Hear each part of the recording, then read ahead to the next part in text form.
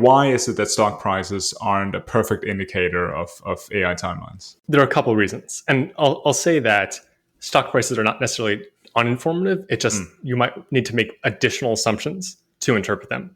Yeah. So one thing is the unaligned versus aligned distinction, where aligned advanced AI would plausibly raise profits of companies a lot, push up stock prices, whereas unaligned AI would push profits down by exterminating humanity. That's one issue. The second issue is that you can only invest in publicly traded companies. For example, OpenAI is not publicly traded. Of course, Microsoft has a 49% share, I believe. So if you want to look at stock prices to interpret the effects of AI, maybe it'd show up in Microsoft, but other companies, maybe this is less the case. A related issue is that it's not obvious that advanced AI would indeed, in the aligned case, lead to higher profits. So OpenAI, at least historically, has had this $100 billion profit cap, promising that any profits above $100 billion would be rebated to humanity or something like that.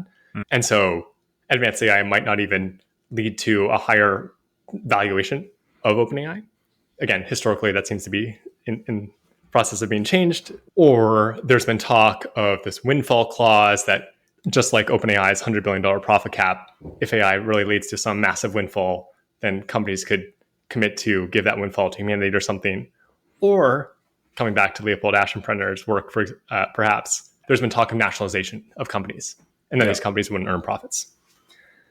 Final reason why stocks are hard to interpret, potentially, that's sort of the most economically interesting, is that higher growth rates for the economy, higher expected growth rates for the economy, that is, do not necessarily lead to higher stock prices. The reason for this is kind of subtle. So stock prices reflect the present discounted value of future dividends, the present discounted value of future profits. That's the most successful framework for thinking about equity prices.